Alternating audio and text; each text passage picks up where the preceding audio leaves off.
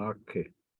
So the topic for this evening is a respiratory defense system, how to boost immunity and shield your lungs. Okay. So to summarize about our respiratory defense system, we have three levels of defense. First is at the macro level, and that's the trapping of particulate materials and toxins by our nasal hair and cilia lining the respiratory tract. Take note that if you breathe through your mouth, then this part is missing, the trapping of particulate materials and toxins by the hair, because there's no hair in the mouth. Okay, but beyond that, then the lining of the respiratory tract has small hairs, the cilia,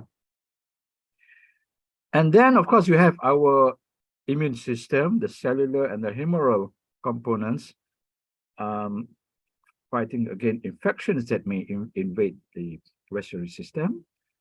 And then you have the molecular level, and at the molecular level, the most important molecule protecting our lungs is glutathione.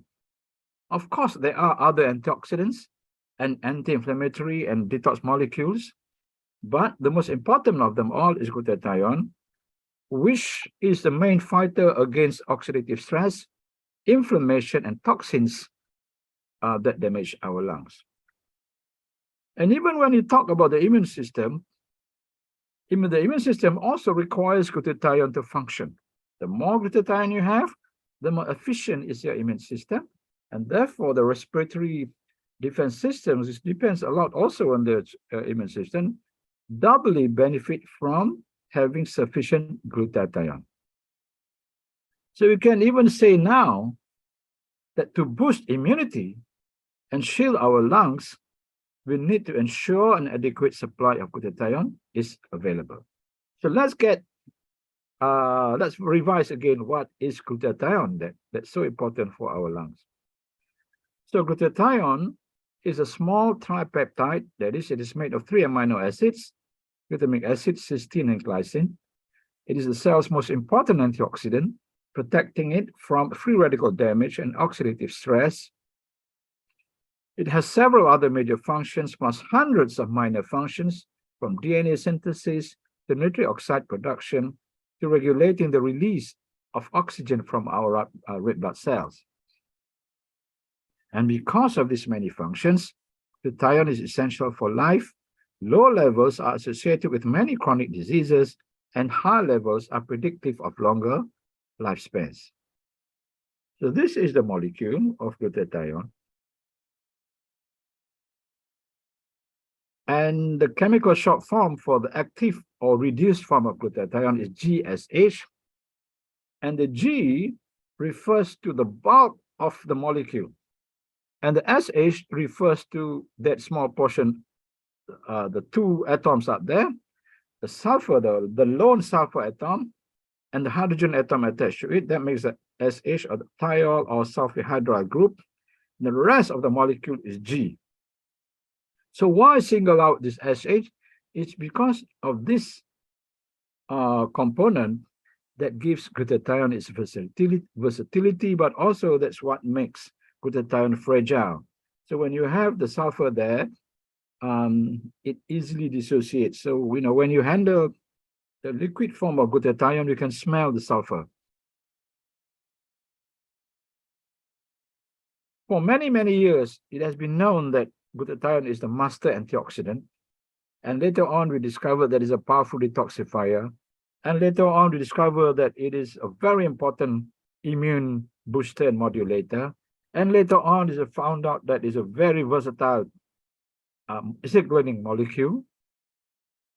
And while all these major functions have been discovered, hundreds of other minor functions are discovered. So glutathione is so very important for our body, including for our lungs.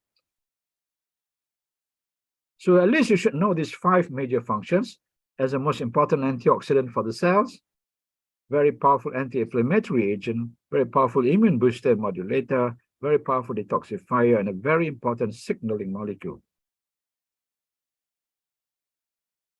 Okay, why we need antioxidants is to neutralize free radicals. And by now, most of you are familiar with free radicals. And the state where you have excess free radicals is said to be you'll be in a state of oxidative stress. And inside the cells, there are 5 compulsory antioxidants that work as a team, and they are called the network antioxidants. And they work as a team to protect the cells from the damage from free radicals. So there are thousands and thousands of antioxidants, and many of them we've never eaten, our body had never had a chance to eat. For example, it's only recently that you have the antioxidants from marquis berry, acai berry from South America. We never had those fruits and never had those antioxidants, but we didn't die. But if you don't have any of these 5, you're dead. Okay, because these are compulsory. Okay. So we need a range of antioxidants. So you see, even in the cell, even though glutathione is very important, it cannot do all the work. Without the other 4 also, you're still going to be dead. So we need a range of antioxidants to neutralize free radicals and prevent us from getting sick. And they all work in a team. And then the science of free radicals and antioxidants moved on to the science of inflammation in the last 2 decades. And it is not that free radicals become less important. It is because we understand the bigger picture that free radicals is the one major cause of inflammation. So inflammation is the underlying cause of many diseases and aging, including lung diseases. So let's zoom in on glutathione and the lungs. The extensive surface area and blood supply in our lungs enables them to provide our bodies sufficient oxygen for us to generate the energy we need to survive. Okay, our lungs has a unique system of like small shall I call it bubbles? All right, those are the alveoli, and each alveoli is actually richly supplied with blood vessels so that there can be efficient exchange of oxygen to go into our red blood cells to be brought to our tissues. Okay, but this makes our lungs particularly susceptible to injury due to the relatively high concentration of reactive oxygen species, which are produced by our normal metabolism. So we need oxygen. So oxygen is important for life, but also from the oxygen produced the harmful reactive oxygen species. That means this oxygen atoms and molecules that are lacking in electrons. Beyond this, environmental toxins in the air that we breathe, including ozone, nitrogen oxides, mineral dust, cigarette smoke, and car exhaust, may cause further injury. So those can go into our lungs as we breathe and then cause direct injury. Our lungs have evolved a complex biochemistry to counter these adverse conditions, and glutathione is a key player in our defense mechanisms. However, as we age, or with the progression of chronic disease, cellular glutathione levels can fall below optimal for maintaining good health. Several lung disorders are characterized by an increase in alveolar oxidative stress, potentially depleting alveolar and lung glutathione. And low glutathione has been linked to abnormalities in the lung surfactant system and the epithelial lining fluid. What is surfactant? It's to maintain the integrity of our alveolar system so that the lung does not collapse. Normal levels of intracellular glutathione control against the release of pro-inflammatory cytokines. I think at least during the COVID pandemic, all of you must have heard of this word cytokine. So there are anti-inflammatory cytokines and there are pro-inflammatory cytokines. For example, the COVID infection produces a cytokine storm, which is pro-inflammatory. So it causes a lot of inflammation, causes a lot of secretions to be secreted, and you can drown in your own secretions because of that cytokine storm. But if you have high levels of glutathione will help control that, prevent that. And there is now sufficient data to strongly implicate free radical injury in the genesis and maintenance of several lung disorders in humans. Okay, which means many lung diseases are associated with glutathione deficiency. And these include acute respiratory distress syndrome, asthma, chronic obstructive pulmonary disease, cystic fibrosis, idiopathic pulmonary fibrosis, chronic bronchitis, and various viral and bacterial infections. An exaggerated inflammatory response is also implicated during the development of many lung diseases, and this is further exacerbated by depleted glutathione levels. The cytokine storm, as mentioned earlier on, is also implicated in severe COVID-19 lung damage, and case reports during the COVID-19 pandemic showed that boosting glutathione caused rapid improvements in the patient, all right? So some reports show that giving IV glutathione in severe cases COVID, you can start seeing improvement within 1 hour. Excuse me.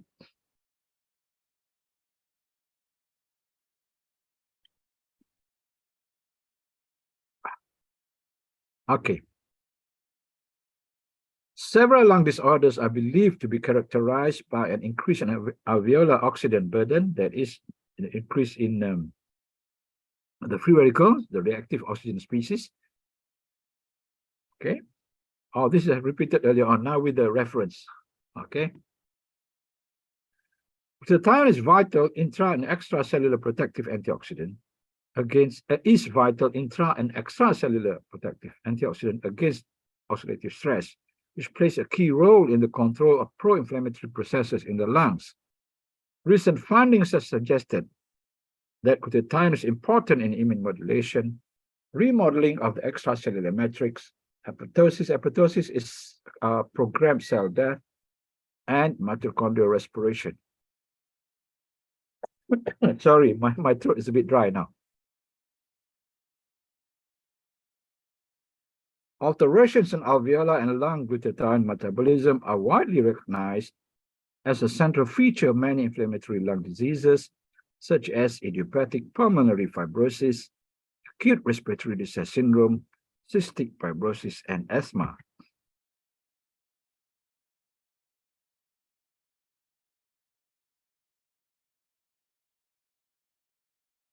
Please excuse me, I have to drink while I'm presenting.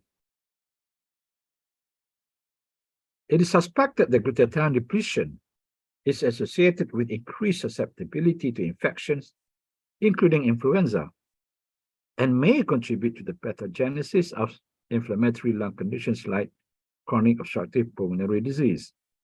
In animal models of influenza, glutathione deficiency is associated with an increased risk of acute respiratory distress syndrome and sepsis. So, you know, you've also you are aware also of the dangers of influenza, and older people, be above 60, especially, you're encouraged to have your yearly influenza vaccination. But don't forget, having high levels of glutathione is also one way to protect yourself from the harm of influenza, should you be unlucky enough to contract it. What about smokers? Smoking tobacco is a leading cause of COPD, but although the majority of COPD cases can be directly related to smoking, only a quarter of smokers actually develop the disease. Potential reason for the disparity between smoking and COPD may involve an individual's ability to mount a protective adaptive response to cigarette smoke. Glutathione is highly concentrated in the lung epithelial lining fluid and protects against many inhaled oxidants. And the observed disparity may be due to their lung glutathione content, meaning the implication is those smokers who do not develop COPD probably have high levels, are lucky enough to have high levels of glutathione, right? They're genetically programmed to produce more.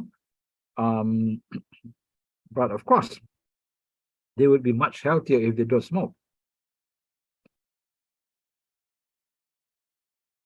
Okay, and smoking has hundreds of uh, poisons in the smoke that can damage you in many ways, and not just causing COPD, but also cancer, but also other diseases. If 10 cigarettes smoked per day in early adulthood, then the risk of heart disease later in life rises by 50%. The risk also climbed in tandem with their blood pressure, bad cholesterol, and blood sugar. Okay, this is according to one study. Smokers have 2 to 4 times higher risk for heart disease. Okay, and in the past, of course, they use sexy women to encourage you to smoke, but now the cigarette companies cannot openly advertise, but they do it in other ways. They sell their brand, they make the branding. Smoking is bad for heart, for health, for kissing, and for sex, and definitely for the lungs, because the first organ they have to face the smoke is the lungs. Then even if we don't smoke cigarettes, then we still have to face the problem of air pollution, right? And air pollution may trigger or worsen eye damage, respiratory problems, and diseases like cough, sinusitis, upper respiratory tract infections, wheezing, bronchitis, asthma, COPD, and emphysema, right? Can also increase the risk of heart disease and cancer later on. And one other cause of severe pollution, apart from the burning of forests, is volcanic ash. Yeah? This is a picture from Philippines during one of the eruptions of the volcanoes, and you can know the dust, the volcanic ash, is very, very harmful. Okay.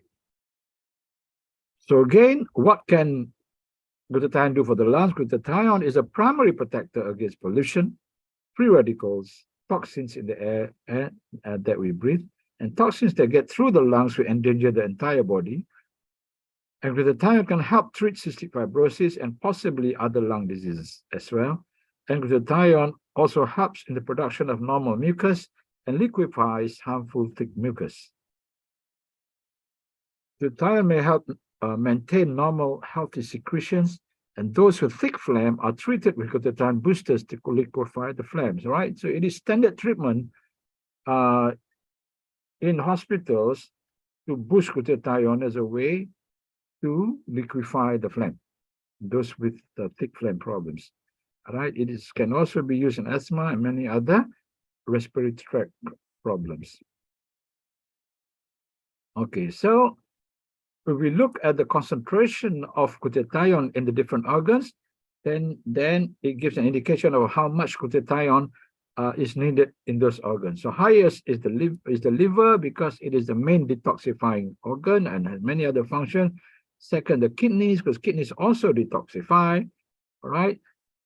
Then you see the eyes, because you need glutathione to prevent the eyes from going blind. And then you have the intestines and the lungs. Okay. So over 100 diseases have been studied and found to be associated with low glutathione levels, right, including lung diseases. So glutathione being so important, so our body produces glutathione, and up to the age of 20, we usually have enough glutathione. But as part of our programmed aging, the production is slowly switched off, such that after age 20, the glutathione production levels go down by about 10 to 15% every decade. So as you age, the glutathione production goes down, therefore your glutathione levels go down. But if you have poor lifestyle and poor diet, you expose a lot of pollution, and all the things that consume glutathione, then your graph will even be steeper down.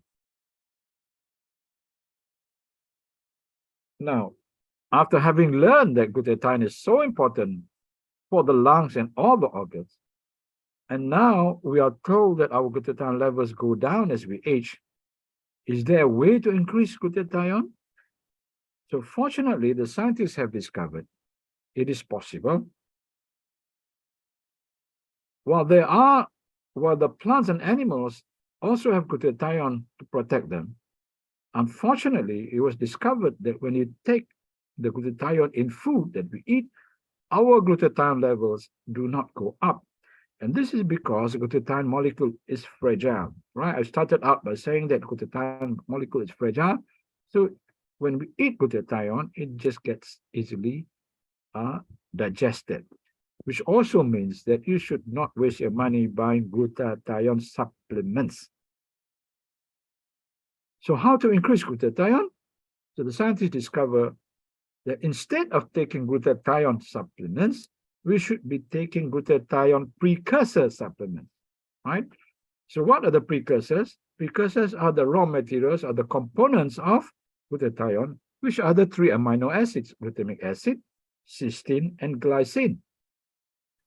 Fortunately, glutamic acid and glycine are plentiful in our diet, and the scientists find out that all you have to concentrate on is to provide a stable form of cysteine. Why I have to emphasize stable form of cysteine? Because it is cysteine, the middle amino acid, that contains the sulfur hydride group, the sulfur and the hydrogen group, which makes cysteine fragile, right? What makes glutathione fragile is that same component which is in cysteine. So cysteine itself is also fragile, so you have to stabilize it. And there are several options on the market. For several decades, the best available form of stable cysteine is N-acetylcysteine. And then now, with the research from Max International, in fact, NAC was also a product of the research of Max International. But now we have an updated version, which is called ribosine, the stable form of cysteine, which boosts glutathione 300% better than NAC. Okay, so what is ribosine? Ribosine is D-ribose L-cysteine, shortened to ribocysteine and trademarked as ribosine. And from this stable cysteine will then be absorbed and be made available in the cells, and that too for the cells to utilize to make glutathione. So how is it stabilized? It is stabilized by attaching it to a simple sugar called ribose. And ribose also has a special purpose, right? One of the main purpose of ribose is to manufacture our energy carrying molecules called ATP or adenosine triphosphate. So ribose also has other functions. For example, is a component of RNA, and even DNA is deoxyribonucleic acid. But here we concentrate on the fact that ribose is required to make ATP, the energy carrying molecule. The cysteine is required to make glutathione. But in the manufacture of glutathione, energy from ATP is required. So when you take ribosine, straight away the energy required to power the production of glutathione is provided, right? It's just like you buy a toy where the battery is provided. So that explains why ribosine is the most efficient glutathione precursor. It took me actually a long time to realize that this must be the secret weapon, right? Why ribocysteine is so much more efficient than NAC, which is N-acetylcysteine. And then when I understood that ribosine also boosts ATP, and as you can see on your right side, right, in the diagram, in the manufacture of glutathione, you can see that both steps require ATP. So with the added ATP, then this becomes very efficient. Without added ATP, you take in NAC, it becomes much slower because there's no extra ATP to boost the synthesis. Okay, so we have two ribosine-based products in Max. One is Max 1, which is 100% ribosine. And the second product is Cellgevity, which is ribosine plus 12 other ingredients, which have many health benefits, which makes Cellgevity an anti-aging powerhouse. And in the recommended dose of Cellgevity is the same dose of uh, ribosine that is in the recommended dose of Max 1. Okay, it is not that you even though for Cellgevity in one day the recommended dose is 4 capsules, but the dose of ribosine is the same as in the 2 capsules of Max 1, right? Why you need more of Cellgevity, more capsules Cellgevity? Because it has 12 other ingredients. So thank you very much.